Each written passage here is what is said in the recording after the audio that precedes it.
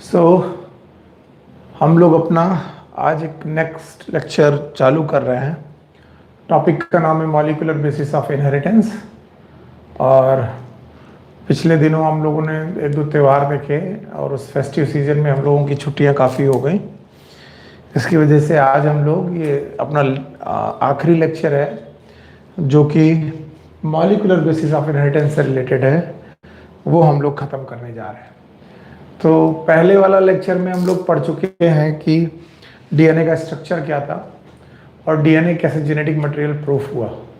तो डीएनए के स्ट्रक्चर और डीएनए के जेनेटिक मटेरियल प्रूफ होने तक की कहानी, सर्च ऑफ जेनेटिक मटेरियल और प्रॉपर्टीज ऑफ जेनेटिक मटेरियल में हम लोगों ने क्या क्या देखना है। आज के टॉपिक में हम लोग सेंट्रल डॉगमा के 3 मेन टॉपिक हैं जिनको हमें डिस्कस करना है। मैंने आपको डॉगमा के बारे में भी बताया था और बताया था कि central dogma actually it is a unidirectional flow of the genetic information from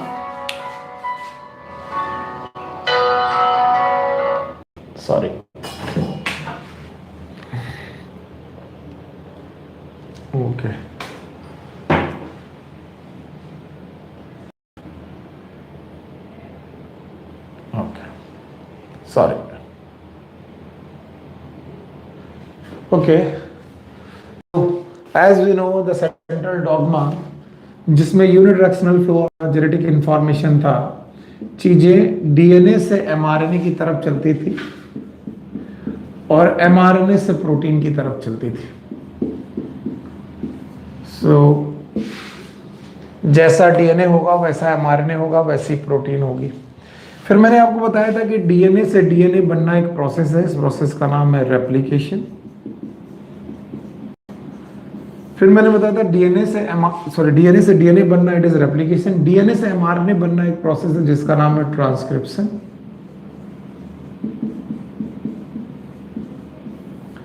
और एमआरएनए से प्रोटीन बनाना that is known as translation. So ये 3 बेसिक टॉपिक है जिन पे हमें डिस्कस करना चाहिए। One is known as replication, another one is known as transcription and the third one is known as translation. So there are 3 major topic जो आज हम cover up करने की कोशिश करेंगे अपने शॉर्ट टाइम में, जितना भी टाइम हमारे पास है। One is known as replication, other one is known as transcription and third one is known as translation. Okay, so first of all we are going to study about the replication. Okay, so as we know is double helical model, यानी double helical है। Watson and Crick ने हमें model दिया था, बताया था कि DNA double helical है जिसमें से एक एंड 5 प्राइम टू 3 प्राइम चल रहा, दूसरा 3 प्राइम टू 5 प्राइम चल रहा।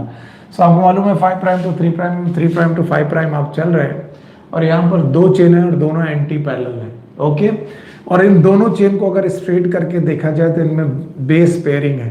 बेस पेयरिंग में एडेनिन के सामने थाइमिन है, ग्वानिन के सामने साइटोसिन है। अगर साइटोसिन है तो ग्वानिन है और अगर थाइमिन है तो एडेनिन है। इसे बोलते हैं बेटा बेस पेयरिंग। और इस बेस पेयरिंग की वजह से हमें एक प्रॉपर्टी मिलती है दैट इज नोन एज कॉम्प्लीमेंटैरिटी। इस शब्द को याद रखिएगा तो रेप्लिकेशन आपको बड़ी आसानी से समझ में आएगा। कॉम्प्लीमेंटैरिटी, व्हाट इज कॉम्प्लीमेंटैरिटी? अगर हमें एक डीएनए का सीक्वेंस मालूम हो तो एक स्ट्रैंड ऑफ द डीएनए का सीक्वेंस मालूम हो तो हमें दूसरे स्ट्रैंड ऑफ डीएनए का सीक्वेंस पता चल जाता है, दैट इज नोन एज कॉम्प्लीमेंटैरिटी। करके देख लीजिए, अगर मान लीजिए ये एक 5 प्राइम टू 3 प्राइम का डीएनए स्ट्रैंड है और सामने ये 3 प्राइम टू 5 प्राइम का डीएनए स्ट्रैंड। हम देख रहे हैं एडेनिन थाइमिन के बीच में बेस पेयरिंग है, ग्वानिन और साइटोसिन के बीच में, साइटोसिन और ग्वानिन के बीच में, और थाइमिन और एडेनिन के बीच में। ये जो बेस पेयरिंग है ये हाइड्रोजन बॉन्ड की बेस पेयरिंग है। अगर मैं यहाँ पर एक स्ट्रैंड ना रखूं तो क्या मैं कल्पना कर सकता हूं, क्या मैं फोरकास्ट कर सकता हूं कि दूसरा स्ट्रैंड क्या होगा? यस, अगर हम दूसरा स्ट्रैंड के बारे में फोरकास्ट कर पाए दैट इज नोन एज कॉम्प्लीमेंटैरिटी। जैसे हम बता सकते हैं एडेनिन के सामने क्या आएगा, यस थाइमिन। ग्वानिन के सामने क्या आएगा, साइटोसिन। साइटोसिन के सामने क्या आएगा, ग्वानिन।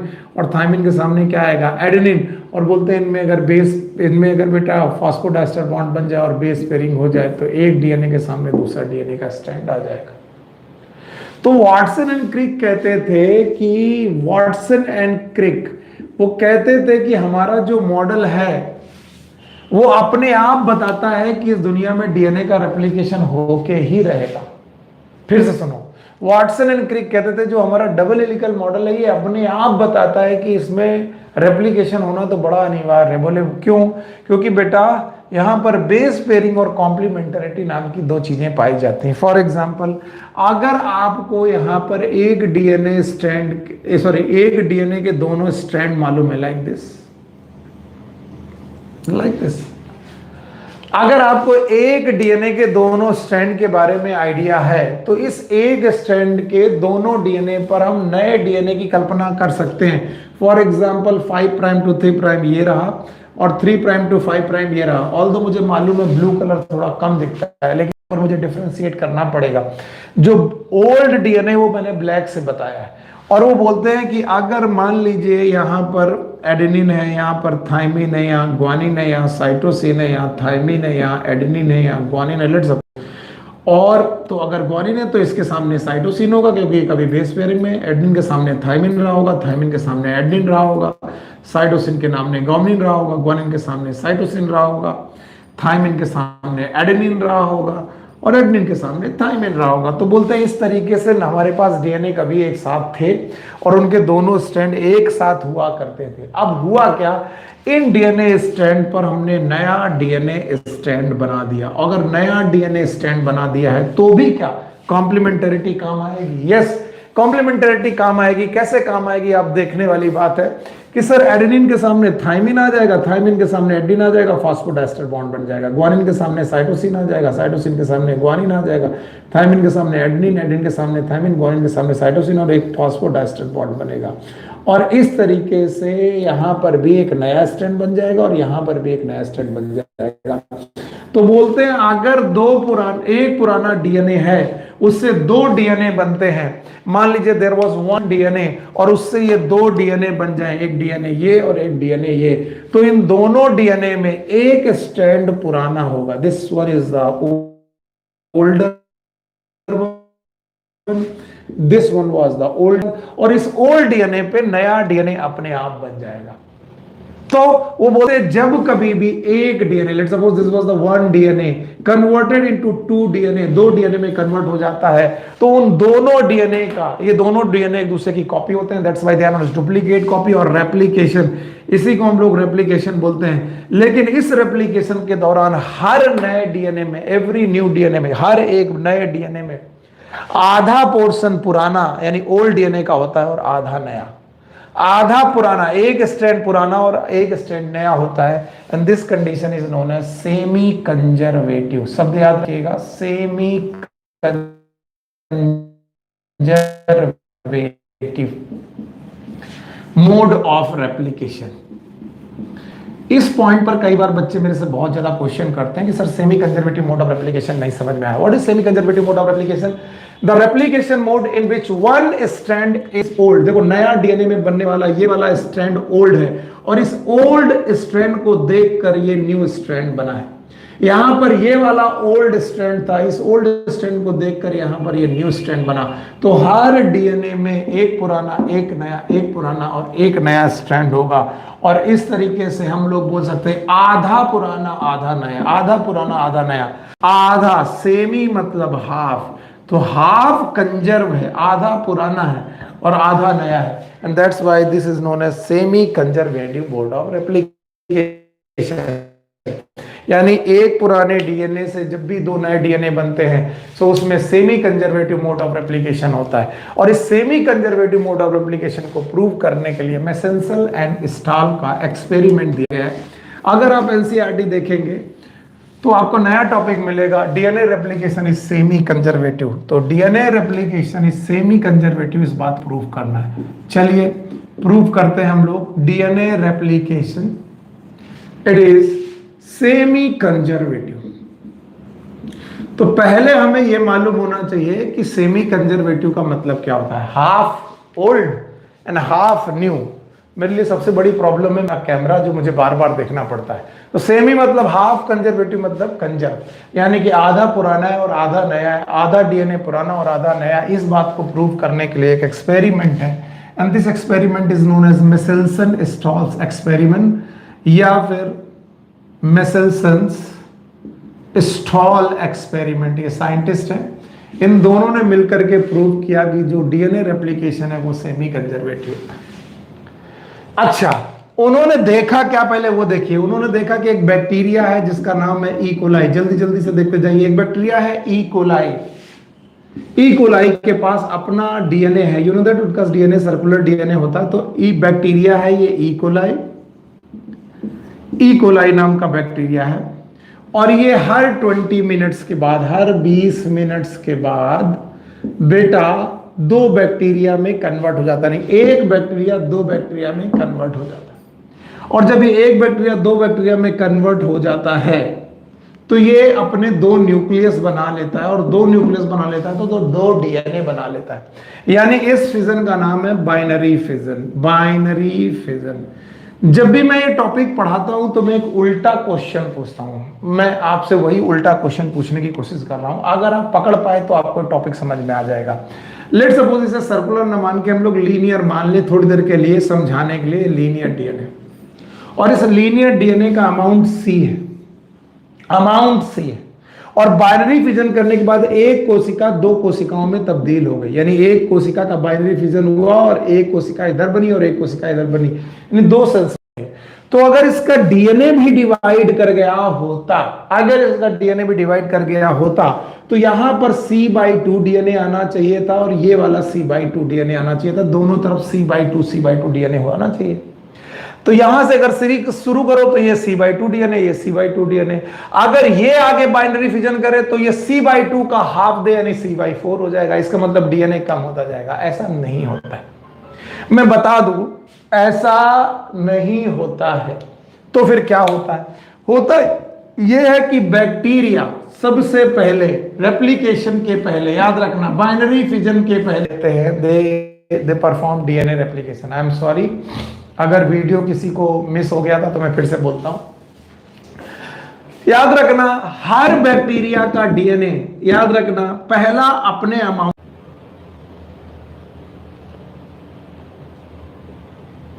हेलो, हाँ जी सर, मेरा थोड़ा नेट फेल्योर हो रहा है, बार बार देख रहे होंगे, वीडियो गायब हो जाता है, थोड़ा सा आपको मैनेज करना पड़ेगा। I am sorry. अभी आ गया, देखिए, बताइए आप लोग लाइव चैट में बताइए। अभी अभी अभी दिख रहा है क्या? अभी चल रहा है वीडियो? प्लीज बता दें हमको।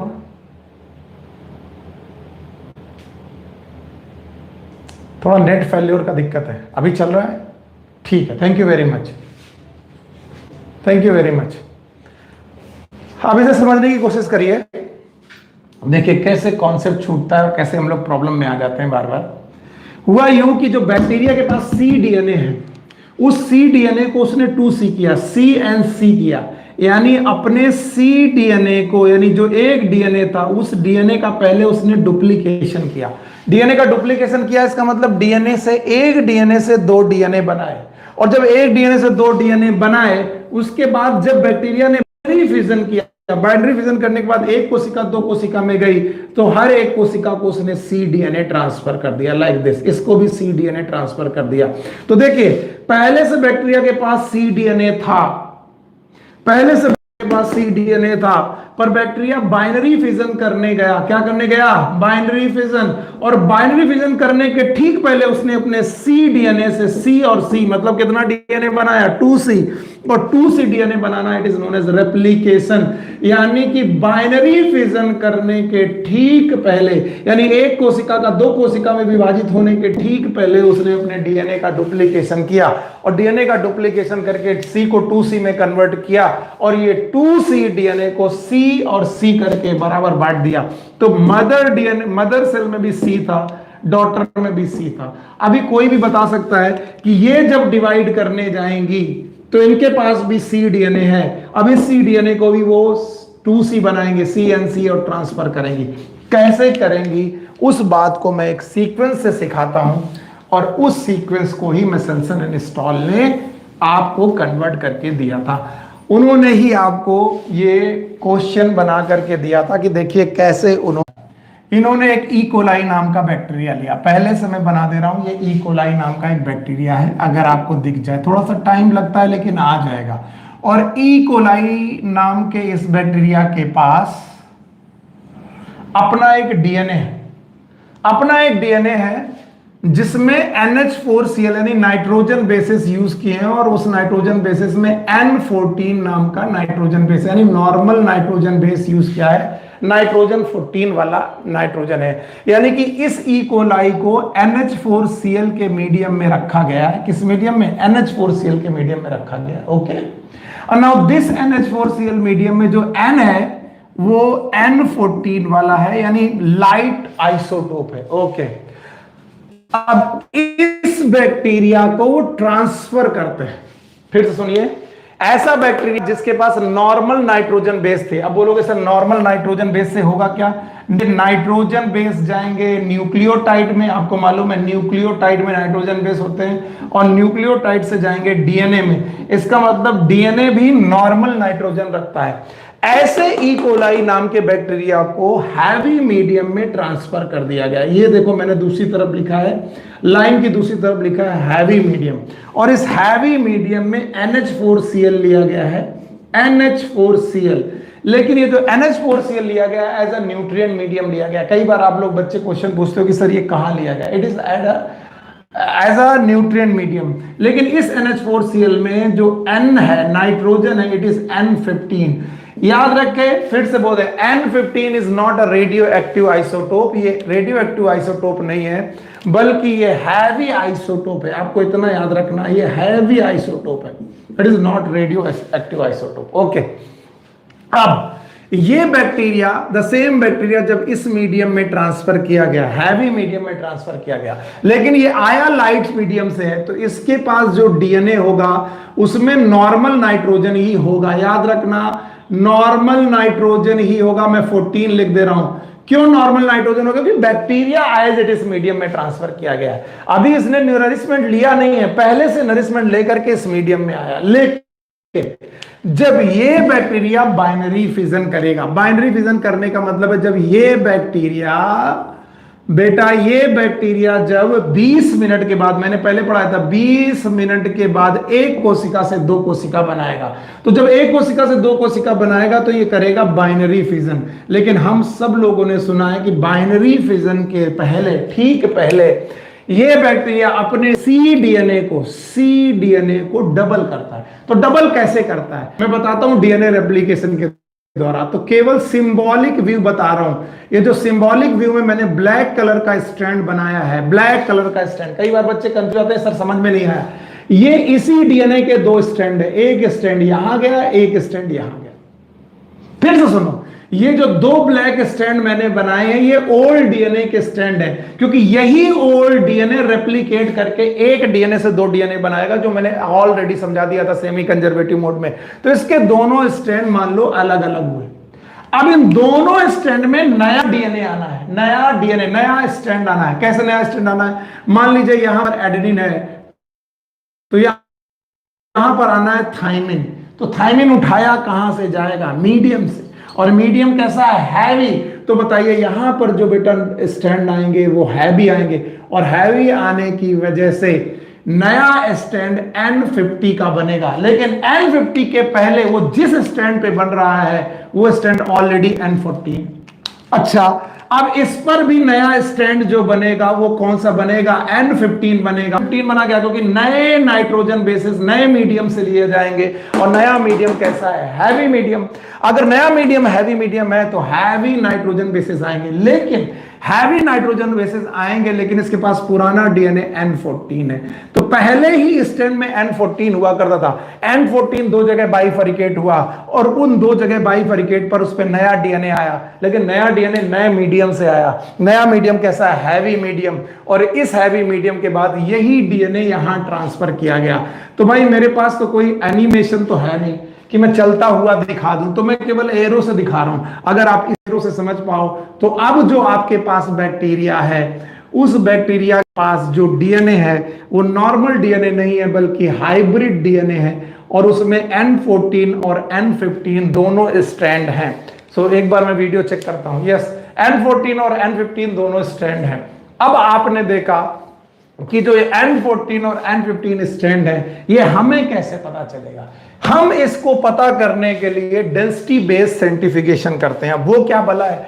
डेंसिटी बेस्ड सेंट्रीफ्यूगेशन के दौरान हम टेस्ट ट्यूब में डीएनए को रखकर उसका सेंट्रीफ्यूगेशन करते हैं, और सेंट्रीफ्यूगेशन करने के बाद हमें वहां पर 3 जोन दिखाई पड़ते हैं। याद रखना, मैंने पहले भी पढ़ाया है, जो सबसे हैवी डीएनए होगा वो नीचे सेटल होगा। बालू और पानी में कल कॉन्सेप्ट बताया था, एग्जैक्ट कॉन्सेप्ट तो यहां बताना मुश्किल है, इसलिए याद करो, बालू और पानी में बालू नीचे रहती, पानी ऊपर रहता है। तो जो हैवी डीएनए रहता है वो सबसे नीचे जोन पर आता है, इट इज हैवी जोन।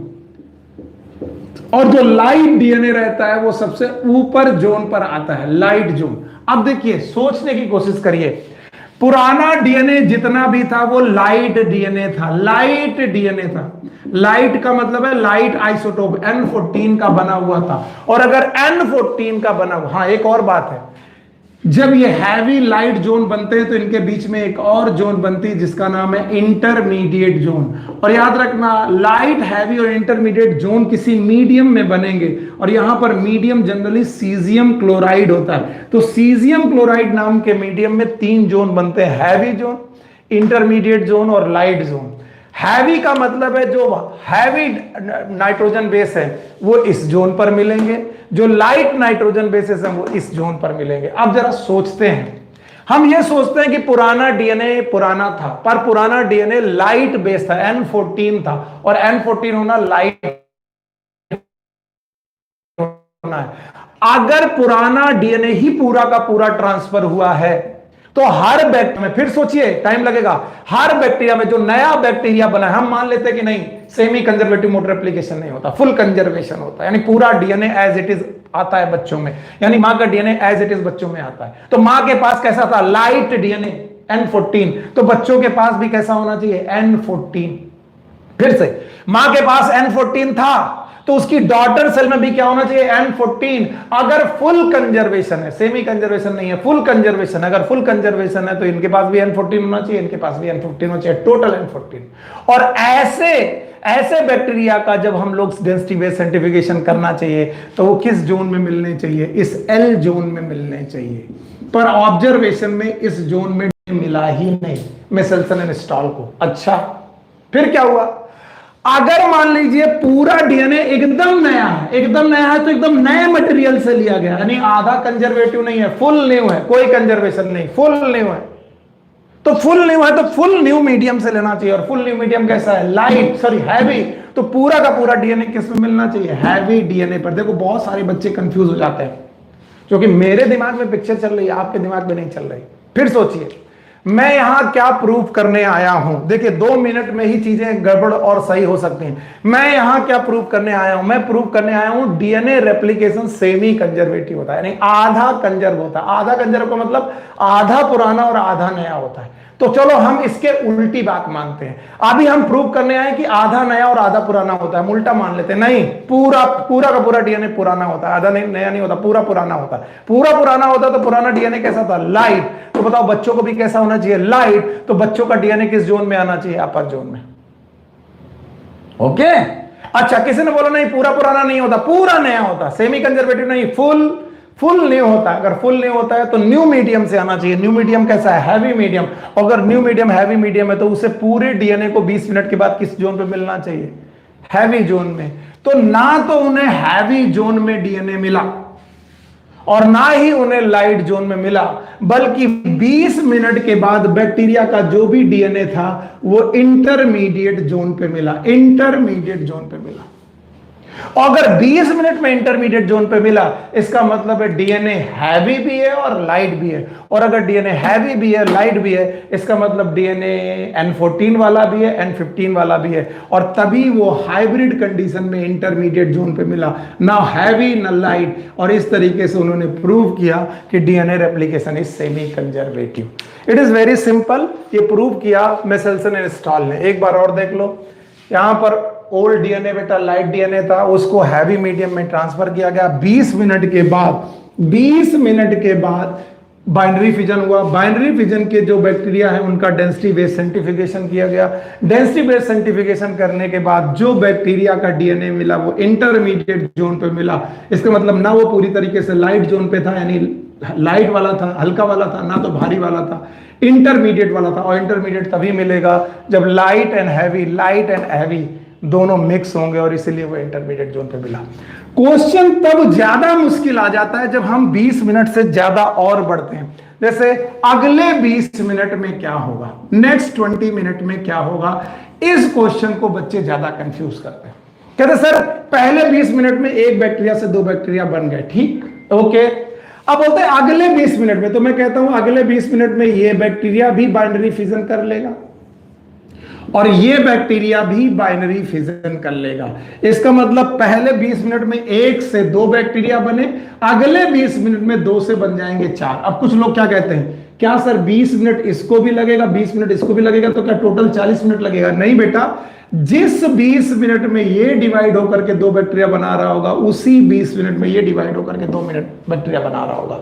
तो टोटल पहले 20 मिनट में 1 से 2 और दूसरे 20 मिनट में 2 से 4। लेकिन दूसरे 20 मिनट में जब 2 से 4 बन रहे होंगे बच्चा, तो क्या ये डीएनए जो है ये इसका बाइनरी फिजन हो रहा है, मीडियम से बनेगा, तो इस N14 पर भी N15 आएगा लाइक दिस, और N15 पर भी N15 ही आएगा लाइक दिस। ये N15 हुआ करता था। N14 पर N15 आएगा लाइक दिस, और N15 पर फिर से N15 आएगा। आधे से ज्यादा बच्चे यहां ढेर हो जाते हैं कि सर हमको समझ में नहीं आया। तो मैं कहता हूं अगर थोड़ा सा दिमाग है तो सोचो, ओरिजिनल लाइट डीएनए कितना था? 1, ओके, 2 इंटू प्रोजनी, तो 2 स्ट्रैंड मैक्सिमम कितनी जगह जा सकते हैं? 2। तो 2 हमेशा कैसे आएंगे? हाइब्रिड। 2 कैसे आएंगे? हाइब्रिड। बाकी जैसा मीडियम होगा। तो देखिए ये वाला बंदा हाइब्रिड है, ये वाला न्यू है, न्यू का मतलब N15 है, ये वाला फिर से हाइब्रिड है, और ये वाला फिर से न्यू है। अब अगर हम डेंसिटी बेस्ड सेंट्रीफ्यूगेशन करें तो डेंसिटी बेस्ड सेंट्रीफ्यूगेशन में फिर से 3 जोन बनेंगे। बोलिए कौन? नहीं। अब आपको हैवी डीएनए भी मिलेंगे क्योंकि मीडियम हैवी है, और हैवी कितने मिलेंगे? 1, sorry it was not heavy, it is hybrid, and it heavy कितने मिले? 1 ये और ये, तो ये आपको हैवी मिले 2, और न्यू बेटा सॉरी हाइब्रिड भी मिले आपको 2, तो 2 और 2 मतलब 1:1। सबसे ज्यादा कंफ्यूजिंग यही बात है। कई बार बच्चे कहते हैं सर एक बार और बताइए, नहीं समझ में आया। मैं कोशिश कर रहा हूं। अब आप सोचो 1 से बना 2, 2 से बने 4, अब 4 से कितने बनेंगे? 8। लेकिन 8 बनते वक्त कितना समय लगेगा? पहले 20 मिनट में 1 से 2, दूसरे 20 मिनट में 2 से 4, अगले 20 मिनट में 4 से 8 डीएनए बनेंगे। पर याद रखना 8 डीएनए में हाइब्रिड कितने होंगे? 2। हाइब्रिड क्यों? क्योंकि ओल्ड डीएनए पर न्यू डीएनए आना, इट इज हाइब्रिड, और ओल्ड डीएनए के स्ट्रेंथ कितने हैं? 2। तो हमेशा हाइब्रिड 2 रहेंगे, कसम खा लो। हाइब्रिड अगर नहीं समझ में आ रहा तो भूल, कभी भी घबराओ मत, सोचो हाइब्रिड हमेशा कितने बनेंगे? 2। हाइब्रिड हमेशा कितने बनेंगे? 2। 3 बार बोल चुका हूं। इसका मतलब जब 1 से बने थे 2, तो दोनों कैसे थे? हाइब्रिड। जब 2 से बने 4, तो 2 हाइब्रिड 2 नए, और जब 4 से बने 8, तो 2 हाइब्रिड और 6 नए। 2 हाइब्रिड और 6, यानी अगर 8 डीएनए बन जाए तो 8 डीएनए में बनेंगे 2 हाइब्रिड और 6 हैवी, और इस तरीके से रेशियो क्या आएगा? 1:3।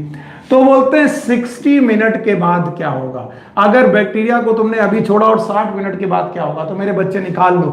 पहले 20 मिनट में 1 से 2, दूसरे 20 मिनट में 2 से 4, अगले 20 मिनट में 4 से 8, 20 20 20 60 मिनट हो गए। तो 8 डीएनए बने, 8 में से 2 हाइब्रिड, 6 हैवी, 1:3, ये रेशियो आएगा। और इस तरीके से मेसेल्सन एंड स्टाल ने प्रूव किया कि DNA replication is semi conservative. इसके बाद डीएनए से डीएनए बनना, ये प्रोसेस एंड मैकेनिज्म, पूरी तरीके से मैकेनिज्म ऑफ डीएनए रेप्लिकेशन आ जाती है कि कैसे डीएनए का रेप्लिकेशन हुआ। सर वो समझाइए, मैकेनिज्म ऑफ डीएनए रेप्लिकेशन। तो बहुत आसान है मैकेनिज्म ऑफ डीएनए रेप्लिकेशन समझना। सर जी हमें करना कुछ नहीं है, हमें एक डीएनए देखना है, उसके किसी एक स्ट्रैंड को आप देखिए।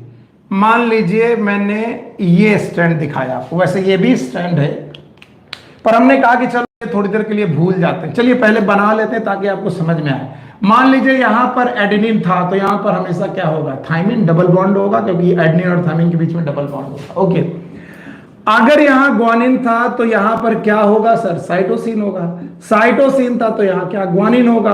अगर यहां थाइमिन था तो यहां क्या होगा, एडेनिन। लेट सपोज ये पुराना स्टैंड था, पुराने स्टैंड में से एक स्टैंड आप सामने नहीं है, लेट सपोज नहीं है, तब क्या होगा, तब होगा क्या, थाइमिन अपने सामने सेलेक्ट करेगा एडेनिन नाम के न्यूक्लियोटाइड को। ये देखो, थाइमिन अपने सामने एडेनिन नाम के न्यूक्लियोटाइड को सेलेक्ट करेगा। साइटोसिन अपने सामने ग्वानिन नाम के न्यूक्लियोटाइड को करेगा सेलेक्ट। ग्वानिन अपने सामने साइटोसिन नाम के न्यूक्लियोटाइड को सेलेक्ट करेगा, और एडेनिन अपने सामने थाइमिन नाम के न्यूक्लियोटाइड को सेलेक्ट करेगा। लेकिन ये तो सर मोती है, माला नहीं है। तो मैंने कहा था मोती में माला बनाने के लिए आपको बॉन्ड बनाने पड़ेंगे, और बॉन्ड का नाम होगा फॉस्फोडाइस्टर बॉन्ड। बोलो कौन सा बॉन्ड, फॉस्फोडाइस्टर बॉन्ड। और किस डायरेक्शन में, 5 प्राइम टू 3 प्राइम डायरेक्शन में फॉस्फोडाइस्टर बॉन्ड बनेगा। तो हो क्या रहा है, एक डीएनए से दूसरा डीएनए बनना एक्चुअली एक पॉलीमराइजेशन है, इसको बोलते हैं पॉलीमराइजेशन। सर ये नहीं समझ में आया, एक डीएनए से दूसरा डीएनए बनना पॉलीमराइजेशन है, ये आप लोग याद रखें। वाई पॉलीमराइजेशन, क्योंकि सर जी ये adenylic acid it is nucleotide, sorry it is nucleotide. ये भी क्या है, न्यूक्लियोटाइड। ये भी क्या है, न्यूक्लियोटाइड। न्यूक्लियोटाइड को न्यूक्लियोटाइड से जोड़ना, इन न्यूक्लियोटाइड को आपस में बेटा फॉस्फोडाइस्टर बॉन्ड से जोड़ना, इसका मतलब पॉलीमर ऑफ न्यूक्लियोटाइड बनाना है। और पॉलीमर ऑफ न्यूक्लियोटाइड बनाना, इट इज पॉलीमराइजेशन। इसका मतलब एक डीएनए पर, ध्यान सुनो, एक डीएनए पर दूसरा डीएनए बनाना, it is nothing but polymerization. So DNA से डीएनए बनाना, it is nothing but polymerisation.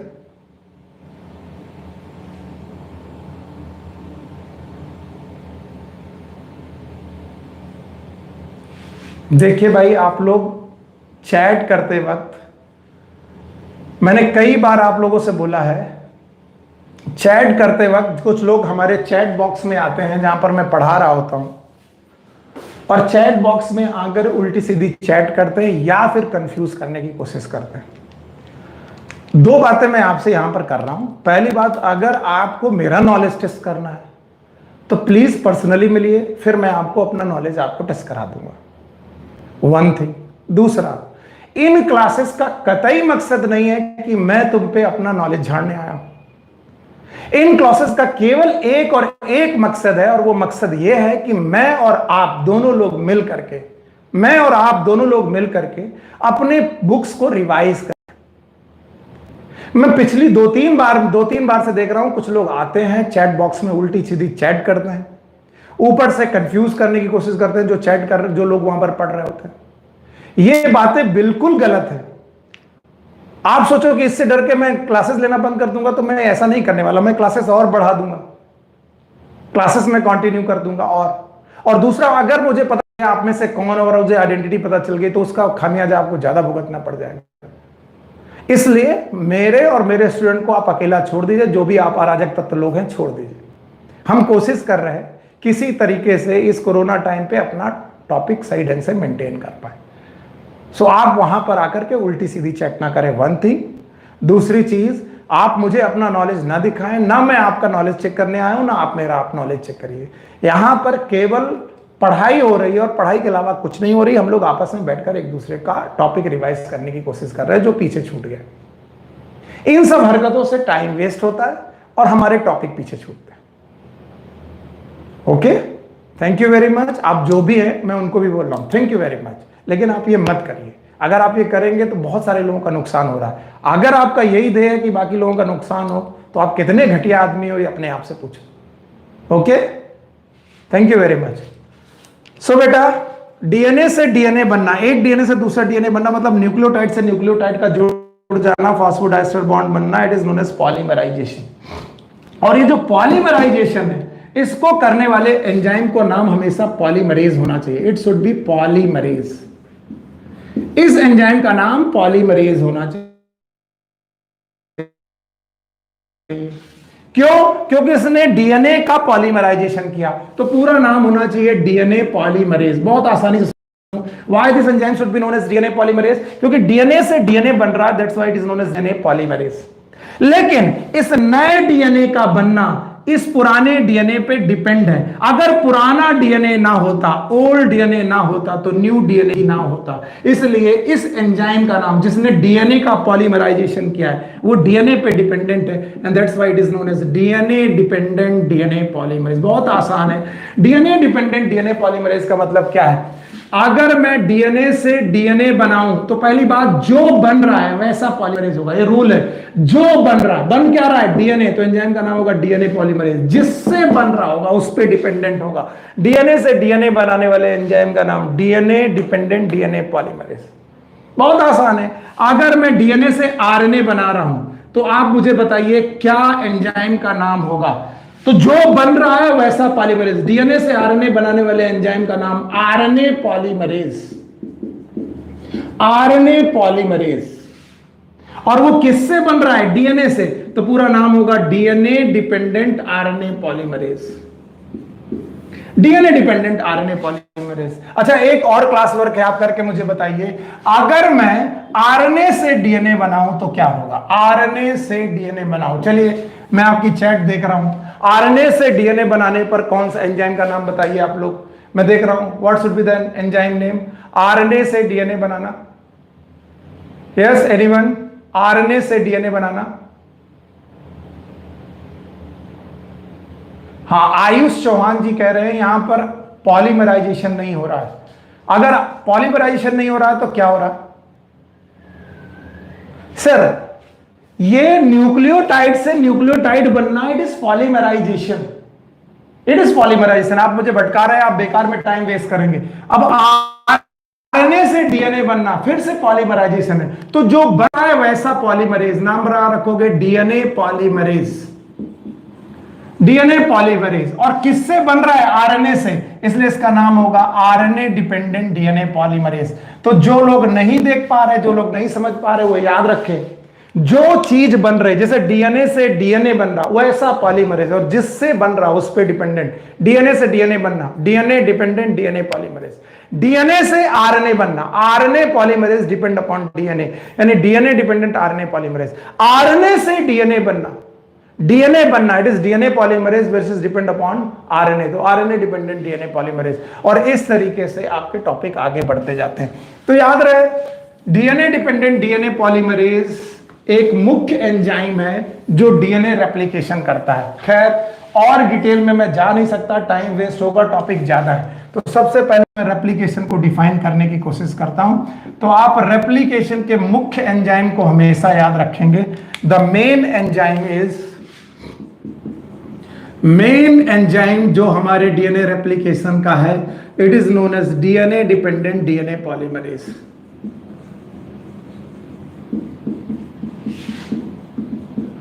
और जो ये डीएनए डिपेंडेंट डीएनए पॉलीमरेज है, इसके बारे में बोला जाता है ये फास्ट एंजाइम है, बड़ी एक्यूरेसी के साथ काम करता है, एक्यूरेट एंजाइम है, और एनर्जी डिपेंडेंट एंजाइम है, यानी ये डीएनए रेप्लिकेशन करते वक्त एनर्जी को यूज करता है। तो फास्ट एंजाइम है, एक्यूरेट एंजाइम है, और एनर्जी डिपेंडेंट एंजाइम है। फास्ट इतना है कि 2000 बेस पेयर पर सेकंड ये पॉलीमराइज कर देता है, लगभग 2000 बेस पेयर पर सेकंड को पॉलीमराइज कर देता है। एक्यूरेसी इतनी है कि एडेनिन के सामने हमेशा थाइमिन को लाता है, ग्वानिन के सामने हमेशा साइटोसिन को लाता है। और याद रखना, एनर्जी डिपेंडेंट है, इसका मतलब है ये एनर्जी के लिए न्यूक्लियोसाइड ट्राइफॉस्फेट को यूज करता है। अब एक बड़ी कहानी है यहां पर और बड़ा कॉन्सेप्ट है, याद रखना। जोड़ना न्यूक्लियोटाइड को न्यूक्लियोटाइड से है, याद रखना, न्यूक्लियोटाइड को न्यूक्लियोटाइड से ही जोड़ना है ताकि फटा फॉस्फोडाइस्टर बॉन्ड बन जाए। लेकिन न्यूक्लियोटाइड को न्यूक्लियोटाइड से जोड़ते वक्त ये न्यूक्लियोटाइड नहीं उठाता बल्कि न्यूक्लियोसाइड ट्राइफॉस्फेट उठाता है, और न्यूक्लियोसाइड ट्राइफॉस्फेट से जब बेटा दो फॉस्फेट निकल जाते हैं तो वो न्यूक्लियोटाइड में कन्वर्ट हो जाता है। पर सर जब वो दो फॉस्फेट निकले वो क्या देते हैं, वो एनर्जी देते हैं। तो ये फास्ट है, एक्यूरेट है और एनर्जी डिपेंडेंट है। इसका और डिटेल पॉइंट होगा और जो बातें होंगी वो मैं फिर कभी किसी क्लास में करूंगा। आइए अब डीएनए रेप्लिकेशन को बड़े इजी मोड पर हम लोग पढ़ने की कोशिश करते हैं कि डीएनए रेप्लिकेशन किस तरीके से आगे बढ़ता है। ओके, चलिए सबसे पहले आप डीएनए को ध्यान से देखिए। डीएनए सेटिस्फाइड मॉलिक्यूल है, वो पूरी तरीके से सेटिस्फाई है। और सेटिस्फाई होने का मतलब है एडेनिन के सामने थायमिन है, ग्वानिन के सामने साइटोसिन है, साइटोसिन के सामने ग्वानिन है। तो जब ये सेटिस्फाइड डीएनए है तो ये क्यों टूटेगा और क्यों नया डीएनए बनाएगा, मुझे समझ में नहीं आता। तो बोलते हैं इस डीएनए में एक सेगमेंट होता है, नाम होता है ओआरआई। याद रखना, ये बायोटेक्नोलॉजी में भी आपको बहुत यूज होगा। इसका नाम है ओरिजिन ऑफ रेप्लिकेशन। ये एक सेगमेंट है, इस सेगमेंट को हम लोग बोलते हैं ओरिजिन ऑफ रेप्लिकेशन। और अगर ये डीएनए ओआरआई नाम का जगह ना हो तो डीएनए रेप्लिकेशन शुरू नहीं होगा। क्यों? क्योंकि यहां पर ओआरआई पॉइंट पर, डीएनए रेप्लिकेशन के पॉइंट पर,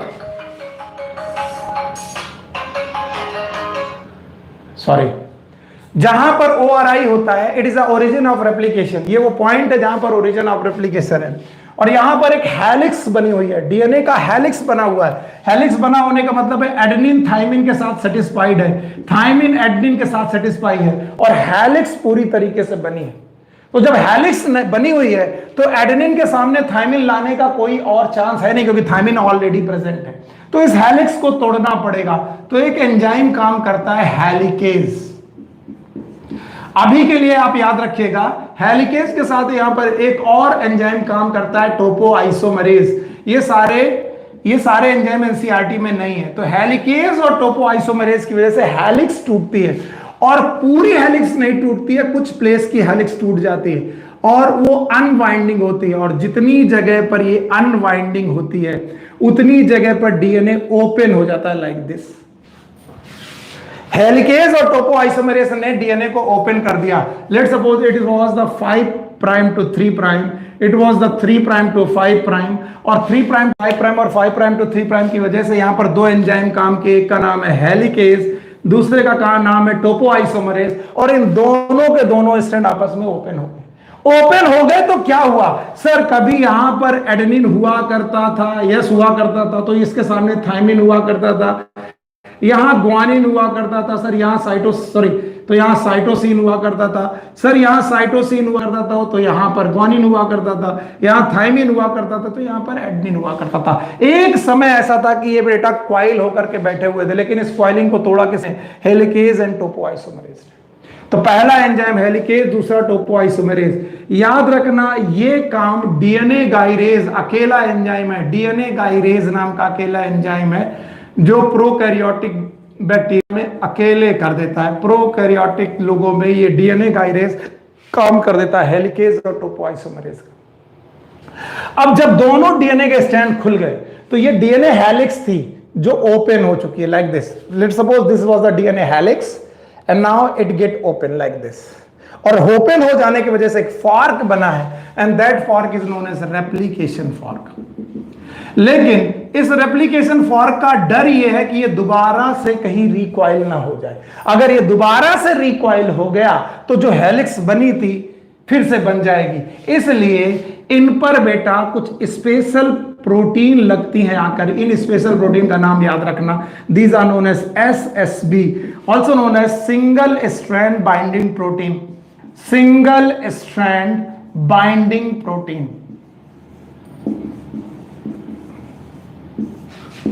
SSB, that is known as single strand binding protein। तो 3 एंजाइम हो गए, helicase, topoisomerase, single strand binding protein. अब जब सिंगल स्ट्रैंड बाइंडिंग प्रोटीन आ गई तो ये डीएनए के दोनों स्ट्रैंड अलग अलग पड़े हो गए।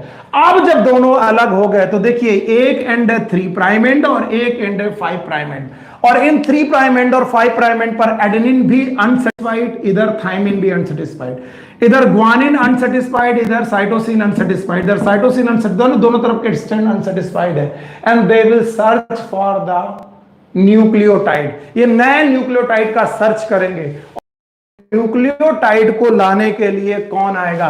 यस, द मेन एंजाइम, नाम है डीएनए डिपेंडेंट। याद रखना, इस एंजाइम को मत भूलेगा, इनका नाम है डीएनए डिपेंडेंट डीएनए पॉलीमरेज।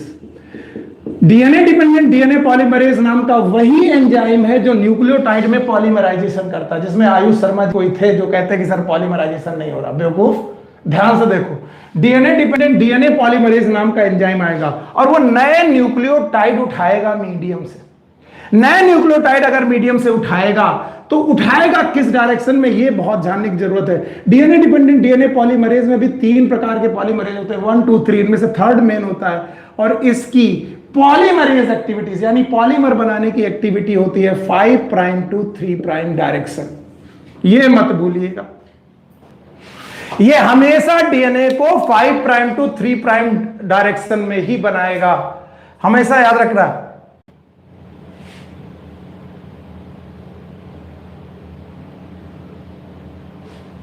कौन है भैया ये? विनय गुप्ता जी, कौन लोग हैं भाई? ये कौन है? समवगोन आए, ये कौन है भाई जो गाली लिख रहा है? ये कौन है जो यहां पर गालियां लिख रहा है?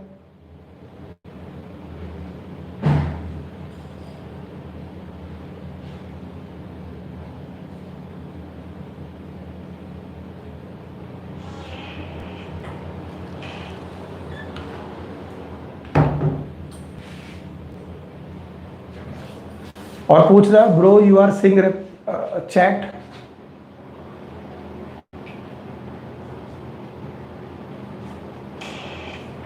कौन है?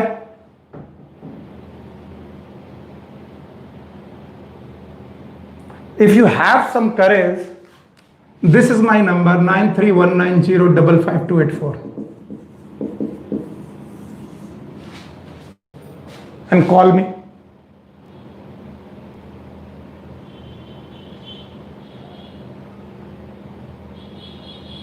If you have some courage. और अगर मां बाप ने तुम्हारा यही सिखाया, यही गालियां लिखना सिखाया है, इतना ही सिखाया है तुम्हें,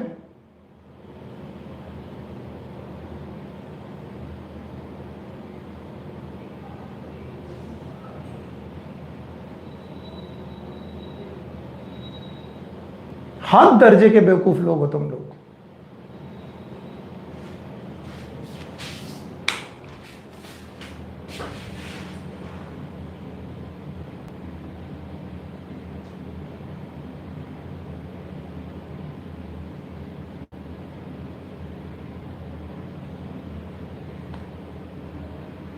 ये संभोगोन आई कौन है? These people are bastard, I think.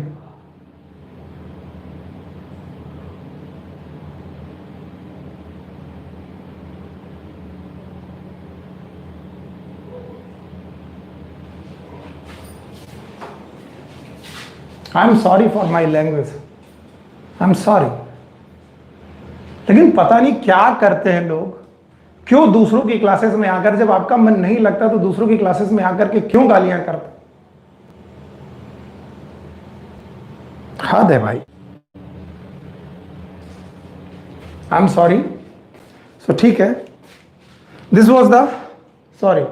आज पता नहीं क्या हो रहा है, देखिए ध्यान से। तो 3 5 टू 5 प्राइम और 5 प्राइम टू 3 प्राइम 2 स्टैंड थे और इसमें एंजाइम आया डीएनए डिपेंडेंट डीएनए पॉलीमरेज और उसको दोनों स्टैंड ओपन मिल गए। दोनों स्टैंड ओपन होने का मतलब है कि वो इस पे नए न्यूक्लियोटाइड को बेटा चेक करेगा और इन पे नए न्यूक्लियोटाइड को प्लेस करेगा। लेकिन उसको नए न्यूक्लियोटाइड प्लेस करने का डायरेक्शन हमेशा 5 प्राइम टू 3 प्राइम आता है। 5 प्राइम टू 3 प्राइम का मतलब है एक न्यूक्लियोटाइड को जोड़ करके दूसरे न्यूक्लियोटाइड को जब जोड़ेगा तो जो उसमें चेन बनेगी, जो उसमें चेन होगा आगे 3 होगा। 5 प्राइम टू 3 प्राइम की तरफ बेटा चेन बढ़ेगी। ओके, तो ये डीएनए डिपेंडेंट डीएनए पॉलीमरेज इन दोनों चेन के पास आता है। अगर इन दोनों चेन के पास आता है तो वो अगर वो अपने नए न्यूक्लियोटाइड यहां से चेक करना चालू कर दे, यहां से जोड़ना चालू कर दे, तो यहां से जोड़ने पर 5.2 3 प्राइम डायरेक्शन पे नया डीएनए बनने लगेगा। जो ये अब जिस पे मैं पेन चला रहा हूं ये नया डीएनए है, लेकिन पुराना डीएनए का यहां पर प्राइमिंग क्या है 3 प्राइम, तो ये वाला क्या प्राइमिंग होगा 5 प्राइम। तो 5 प्राइम टू 3 प्राइम नया डीएनए बनने लगेगा। देखिए डीएनए बनने लगेगा, जहां जहां उसे नाइट्रोजन बेसेस मिलने जाएंगे वहां वहां पर वो डीएनए बनाता जाएगा, इसके सामने यहां पर, इसके सामने यहां पर, और डीएनए इस तरीके से आगे बढ़ेगा in direction 5 prime to 3 prime.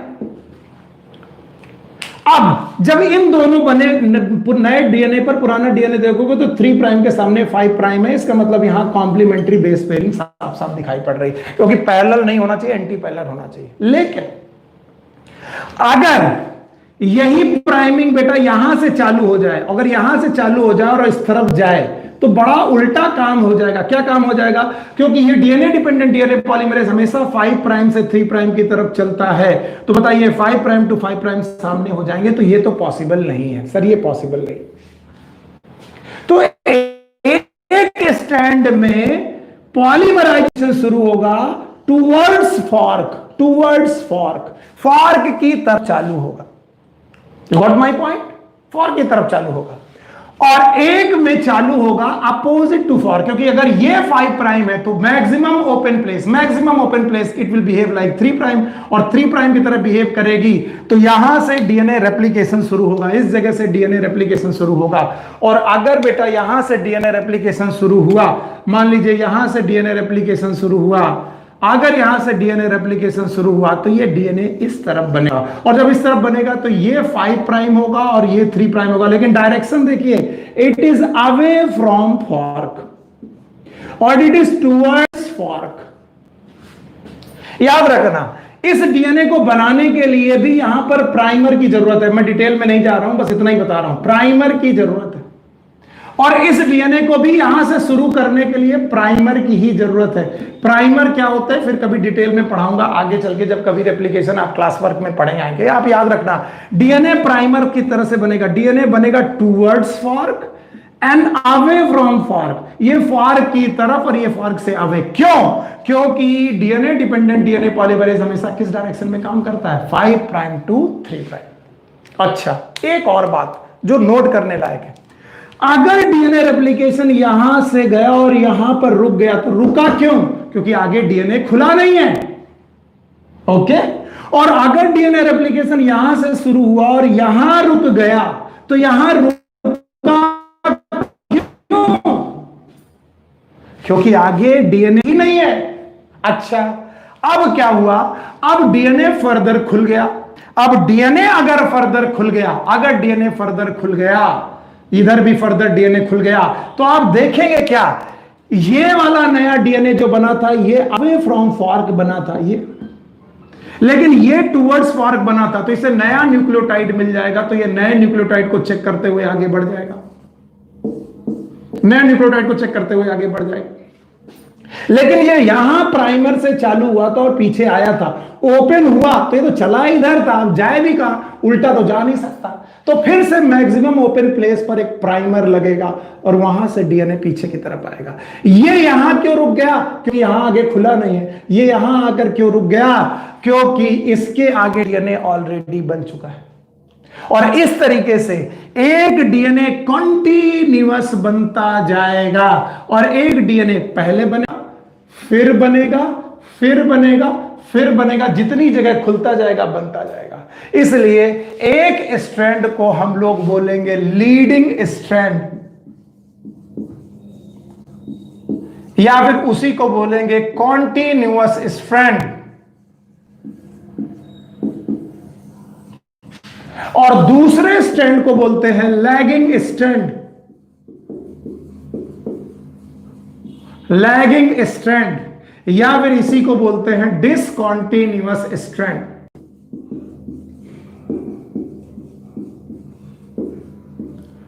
एक और बात है कि जो कॉन्टिन्यूअस स्ट्रैंड है उसकी डायरेक्शन भी 5 प्राइम टू 3 प्राइम है, याद रखना, 5 prime to 3 prime. Discontinuous strand की भी 5 प्राइम टू 3 प्राइम है। क्यों? क्योंकि डीएनए डिपेंडेंट डीएनए पॉलीमरेज को केवल एक ही डायरेक्शन में काम आता है, 5 प्राइम टू 3 प्राइम। याद रखना, जो डिसकॉन्टिन्यूअस स्ट्रैंड है इसमें छोटे छोटे टुकड़े बन रहे हैं, एक टुकड़ा, दूसरा टुकड़ा, इन छोटे छोटे टुकड़ों को हम लोग बोलते हैं Okazaki fragments. And these are known as Okazaki fragments. और ये जो ओकाजाकी फ्रेगमेंट है ये लैगिंग स्ट्रैंड में बनेंगे, डिसकंटीन्यूअस स्ट्रैंड में बनेंगे। मैं इसीलिए कहता हूं कि समझाने के बाद आपसे काम कराना बहुत जरूरी है। अगर आप काम कर गए तो देखिए कितना आसानी से आपको समझ में आएगा। रेप्लिकेशन वंस फॉर ऑल, हमेशा के लिए ठीक हो जाएगा। अगर रेप्लिकेशन पूरी हमेशा के लिए तुम्हें सही ढंग से सीखना है तो मेरे साथ ये क्लास वर्क करिए, आप मेरे साथ ये काम करिए। देखिए क्या काम है। पहले आप एक डीएनए बना लीजिए जो अभी रेप्लिकेशन करने जा रहा है, दिस, जिसमें एक एंड है 5 प्राइम टू 3 प्राइम, दूसरा है 3 प्राइम टू 5 प्राइम। यहां पर कहीं पर आपको मिल जाएगा ORI, फुल फॉर्म आपको मालूम है, ओरिजिन ऑफ रेप्लिकेशन। यहां पर दो एंजाइम काम करेंगे, एक का नाम है हेलिकेज, दूसरे का नाम है टोपोआइसोमरेज। हेलिकेज और टोपोआइसोमरेज जब काम करेंगे तो यहां पर डीएनए ओपन हो जाएगा लाइक दिस। और जब ये डीएनए ओपन हो जाएगा तो एक फॉर्क बनेगा, फॉर्क का नाम होगा रेप्लिकेशन फॉर्क, जिसमें ये वाला एंड अगर 5 प्राइम टू 3 प्राइम है और ये वाला 3 प्राइम टू 5 है, तो इनको इसी कंडीशन में बनाने के लिए चाहिए SSB। What is SSB? Single stranded binding protein. Thank you very much.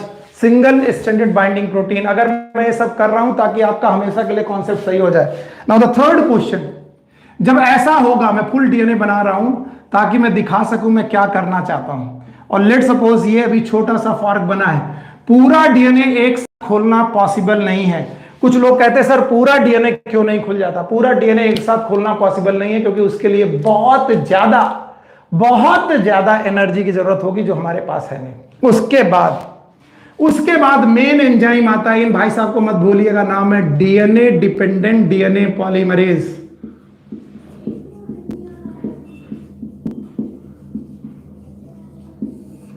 DNA dependent DNA polymerase. इनकी सबसे बड़ी समस्या ये 5 प्राइम टू 3 प्राइम डायरेक्शन में ही काम कर पाते हैं, ये मत भूलिएगा।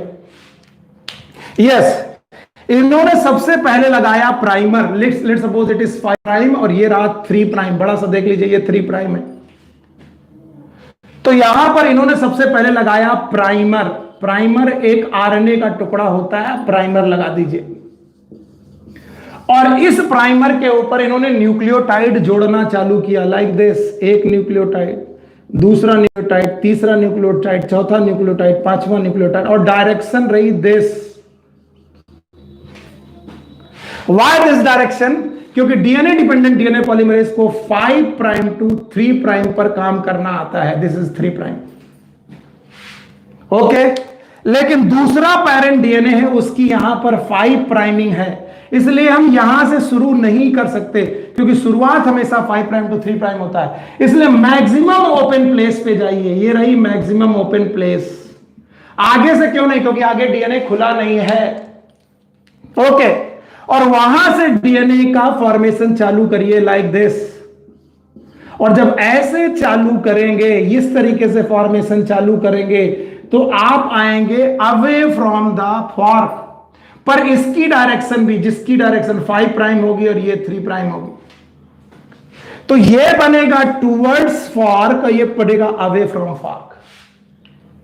जब इतना बन जाए तो ये यहां पर रुक क्यों गया? मेरा क्वेश्चन है, ये बनाते बनाते यहां रुक क्यों गया? क्योंकि ऊपर डीएनए खुला नहीं था। और ये यहां पर क्यों रुक गया? क्योंकि आगे डीएनए नहीं है। तो सर जी खोल दो डीएनए। खोला डीएनए, जैसे हमने और डीएनए खोला और जैसे हमने ओपन डीएनए किया, देख लीजिए डीएनए मान लीजिए यहां पर ओपन हो गया लाइक दिस, और डीएनए यहां पर ओपन हो गया लाइक दिस। यहां तक का डीएनए बन चुका है, इस डीएनए पे डीएनए और इस डीएनए पे डीएनए बन चुका है। पर यह क्यों रुका था? क्योंकि खुला नहीं था। इसको खुला मिला और इसने आगे बढ़ना चालू कर दिया, आगे बढ़ना चालू कर दिया और फिर रुक गया। क्यों रुक गया? क्योंकि आगे खुला नहीं है। लेकिन ये तो यहां से चालू होकर नीचे आया था, खुल जाने पर भी इसमें कुछ फर्क नहीं पड़ा, इसलिए यहां पर नया प्राइमर लगा और नया प्राइमर लगने पर ये पीछे की तरफ लौटा और ये यहां पर आकर के रुक गया। जब ये यहां पर आकर के रुक गया तो क्यों रुका? क्योंकि आगे डीएनए ऑलरेडी बन चुका था। अब फर्दर डीएनए ओपन हुआ, लेट सपोज ये डीएनए ओपन हो गया। जैसे ही डीएनए ओपन हुआ लाइक दिस, जैसे ही डीएनए ओपन हुआ, इन भाई साहब को फिर से खुली जगह मिल गई है, फिर आगे बढ़ गए। लेकिन इनको खुली जगह मिले भी क्या, ये तो पीछे लौटे थे, इसलिए फिर से प्राइमर लगा और फिर से पीछे की तरफ लौटे। लेकिन ये आगे बढ़ रहे हैं और ये पीछे लौट रहे हैं। डायरेक्शन इनकी भी 5 प्राइम टू 3 प्राइम है, डायरेक्शन इनकी भी 5 प्राइम टू 3 प्राइम है। अब जो कंटिन्यूअस चला जा रहा है, मैं भी आपको दिखाई कम पड़ रहा हूं, जो कंटिन्यूअस चला जा रहा है इसका नाम है कॉन्टिन्यूअस स्ट्रैंड।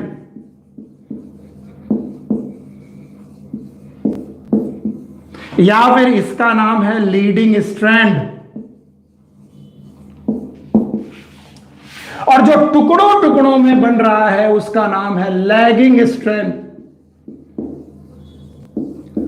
या फिर डिसकॉन्टिन्यूअस स्ट्रैंड। तो एक टुकड़ों टुकड़ों में बन रहा है, डिसकॉन्टिन्यूअस स्ट्रैंड है, और एक डायरेक्ट बना चला जा रहा है, that is known as continuous strand. Discontinuous strand में छोटे छोटे फ्रेगमेंट बन रहे हैं, इनका नाम है ओकाजाकी फ्रेगमेंट।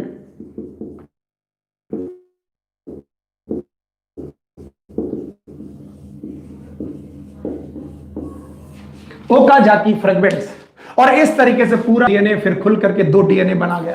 लेकिन आप देखेंगे एक डीएनए पर जब दूसरा डीएनए बना तो बीच बीच में प्राइमर जुड़े हैं, एक में एक प्राइमर जुड़ा, एक में जगह जगह पर प्राइमर जुड़े हैं। इन प्राइमर को हटाया गया, अगर इन प्राइमर को हटाया गया तो जगह खाली हो गई, और इन जगह को खाली होने पर इन डीएनए को फिर से जोड़ा गया। जोड़ने वाले एंजाइम का नाम होता है डीएनए लाइगेज। और इस तरीके से डीएनए रेप्लिकेशन खत्म हुआ। पहला मैं एंजाइम का सीक्वेंस लिख दे रहा हूं, आप देख लीजिए। पहले एंजाइम है हेलिकेज टोपोआइसोमरेज, इन्हीं के साथ आती है SSB single strand binding protein. इसके बाद आते हैं प्राइमर, प्राइमर को मेंटेन करने के लिए प्राइमेज।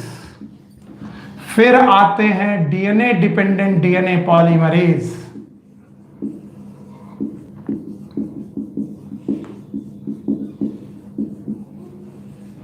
और डीएनए डिपेंडेंट डीएनए पॉलीमरेज के बाद प्राइमर को हटाने के लिए आते हैं डीएनए लाइगेज।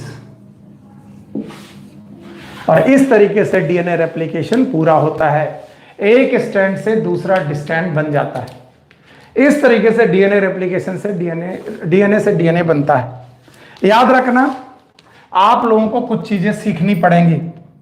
कभी ना कभी सेल साइकिल में पढ़ाऊंगा और मैं बताऊंगा इंटरफेज में 3 फेज होती हैं, G1 S G2। S phase में डीएनए रेप्लिकेशन होता है।